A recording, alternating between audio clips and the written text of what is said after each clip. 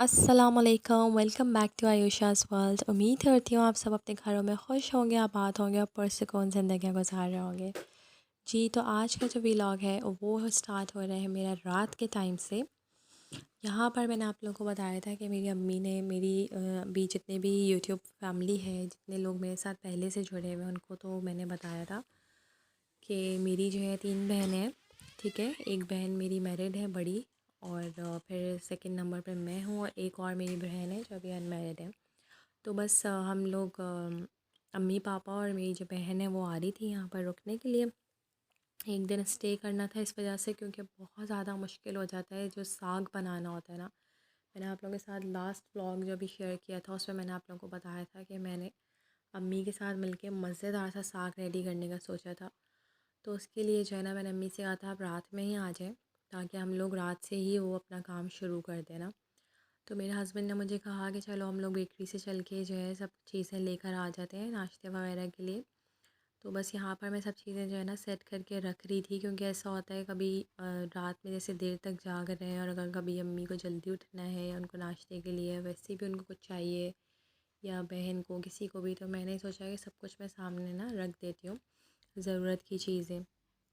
और ये मेरे हस्बैंड ने कहा था कि भाई केक वगैरह ले लो, चिप्स रात के लिए, पीनट्स वगैरह ये सब चीज़ें। तो यहाँ पर आ गई थी जी मेरी बहन और फिर पापा आ गए थे, और मैंने अम्मी से कहा था कि आप भी एक अपनी एक ऐसी पतीली ले आएँ, क्योंकि बहुत सारे जो है ना इस तरह के बर्तन चाहिए होते हैं। और सबसे पहले हमने क्या किया था कि खाना खा लिया था। ठीक है जी, ये है हमारी हफ्ते की रात की वीडियो जो मैं आपको दिखा रही हूँ क्लिप्स। मैंने लज़ानिया बनाया था, चिकन कढ़ाई थी और लोबिया था, ये सब चीज़ें मैंने बनाई थी। और हमने सबसे पहले जैसे ही अम्मी लोग आए थे हमने ना खाना खा के हम लोग फारिग हो गए थे, फिर हम लोग बैठ गए थे साग काटने के लिए। अब ये जो साग बनाना होता है ये इतना टाइम लेता है कि बस मुझे तो ऐसा लग रहा था कि जैसे बस हम लोग बना लेंगे पूरा साग ना। लेकिन नहीं भाई, हम लोग बाहर लाउंज में बैठ गए थे और साग काटते काटते हमें तकरीबन रात के 1:30-2 बज गया था ना। और उसके बाद हुआ ये कि जी गैस जो है वो भी चली गई थी, वरना मैंने सोचा था मैं लो फ्लेम के ऊपर पकने रख दूँगी। फिर मैंने कहा कि चलो बस अब बहुत हो गया, अब हम लोग ये रख देते हैं। और कॉफ़ी मेरी बहन ने कहा कि चलो बना लो, हम लोग वो पी लेते हैं। फिर मैंने सबके लिए कॉफ़ी बनाई और हमने काफ़ी ज़्यादा इन्जॉय किया रात में, बहुत ज़्यादा मज़ा आया। बच्चों के लिए भी थोड़ा सा जो है ना चेंज हो गया था, बेटा भी खुश हो गया, बेटी भी। और यहाँ पे मैं अपने लिए कॉफ़ी बना रही थी। तो रात में बड़ा मज़ेदार सा मौसम था, बड़ी मज़ेदार सी ठंड थी, और फिर इस तरह की चीज़ें बहुत ही ज़्यादा मज़े की लगती हैं। और मेरे लिए तो आप लोग मतलब आप लोगों को आइडिया ही होगा कि मैं तो कॉफ़ी के बगैर रह ही नहीं सकती हूँ। कोशिश मैंने बहुत की है कि मैं बहुत कम कर दूँ। अच्छा, आज मैं आप लोगों को यहाँ पर एक साग की रेसिपी दूँगी जो कि मेरी अम्मी के स्टाइल का है, जो अम्मी बनाती हैं। और वो किस तरह से बनाती हैं, क्या करती हैं, वो मैं आपको सारी अभी आज आपके साथ शेयर करूँगी, रेसिपी साग की भी और मकई की रोटी की भी। ठीक है, अब ये हो चुकी थी जी सुबह, और सुबह के टाइम मैंने आकर जल्दी जल्दी से जिस तरह साग को अम्मी ने कहा था रख दो, उस तरह से मैंने ढक के सारा कवर करके रख दिया था बाहर ही लाउंज में। और फिर मैंने यहाँ पर अम्मी का नाश्ता भी बना दिया था। और अम्मी ने कहा था कि रात की रोटी बची हुई थी, तो अम्मी ने कहा बस मुझे वो तल के दे दो और बॉयल एग और चाय। तो सबसे पहले मैं और अम्मी उठ गए थे, फजर की नमाज़ पढ़ के हम लोग लेट गए थे, क्योंकि बहुत ज़्यादा नींद आ रही थी, रात में भी काफ़ी लेट हो गया था। और उसके बाद हमने जो है ना तकरीबन 9 बजे हम लोग दोबारा से बैठे थे ये वाला काम करने के लिए।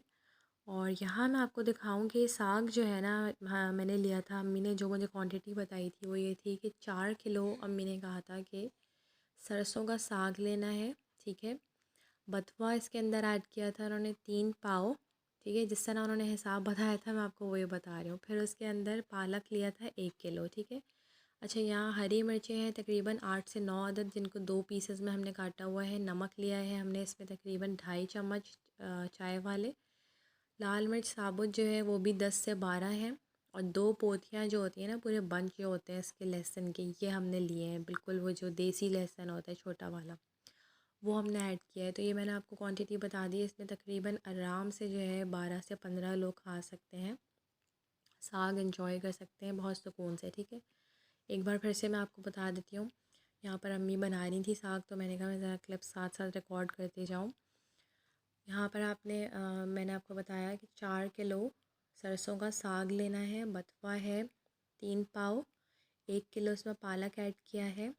साथ में हमने इसके अंदर ऐड की है जी, जब ये थोड़ा सा ऐसे हो जाएगा ना, एक जैसे हल्का सा गल जाएगा ना पालक, इसका पानी इसमें से निकल आएगा। पानी हमने बिल्कुल ख़ुद से ऐड नहीं करना है, इसको बिल्कुल लो फ्लेम के ऊपर अच्छी तरह धो के मैंने रख दिया था।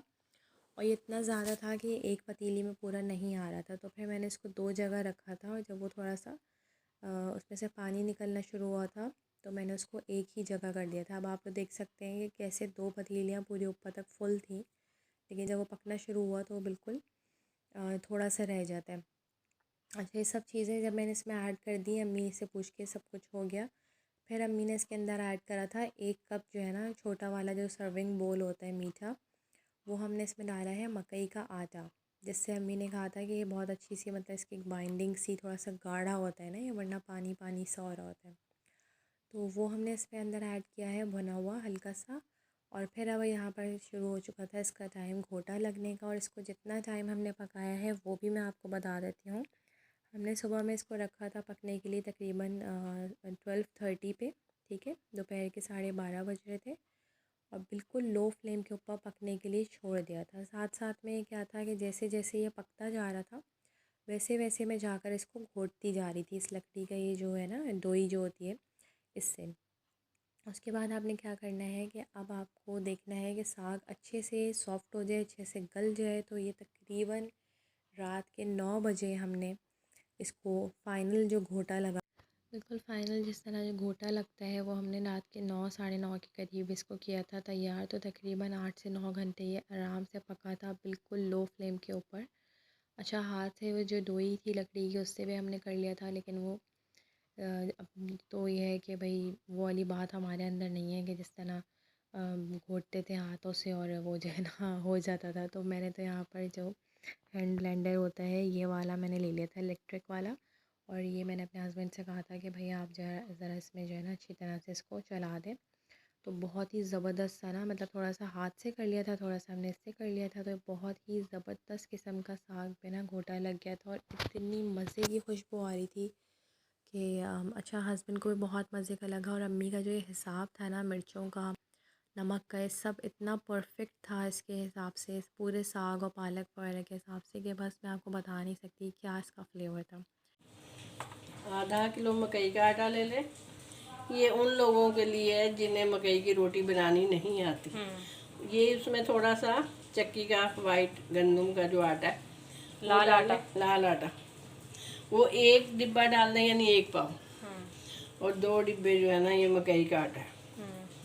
क्योंकि हमें ऐसी रोटी तो बनानी नहीं आती जो पंजाब में खालिस मकई की बनती है, तो ये ऐड करके फिर अच्छी बन जाएगी। और नीम गर्म पानी से इसको गूंदना है।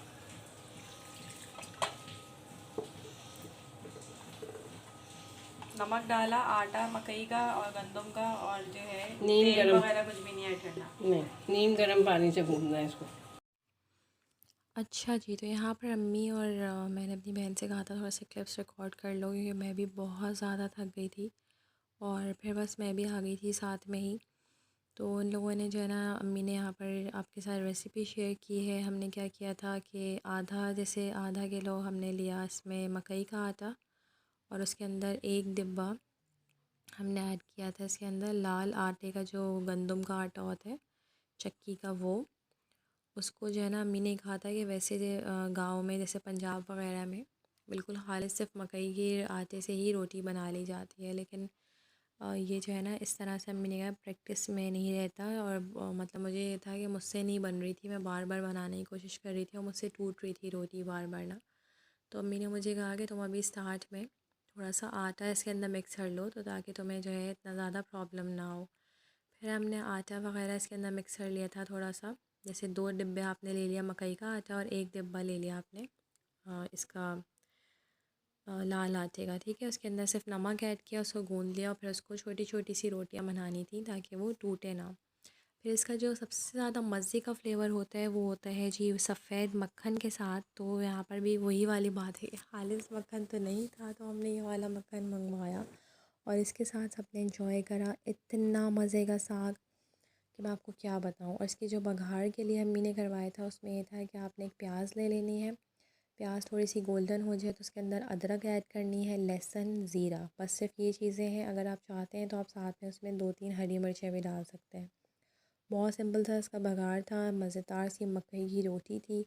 इतना मज़ेदार फ्लेवर है। जब आप लोग ये बनाएंगे तो आप लोग मुझे ज़रूर बताइएगा, और ये भी ज़रूर बताइएगा कि आपको अम्मी की रेसिपी कैसी लगी है, आप लोग इस तरह से बनाते हैं या नहीं। फिर मैं यहाँ पर मैंने जो है ना साथ में उनको दे दिया था कि मेरी जो बड़ी बहन है वो नहीं आ सकी थी, तो मैंने कहा आप उसको भी दे दीजिएगा।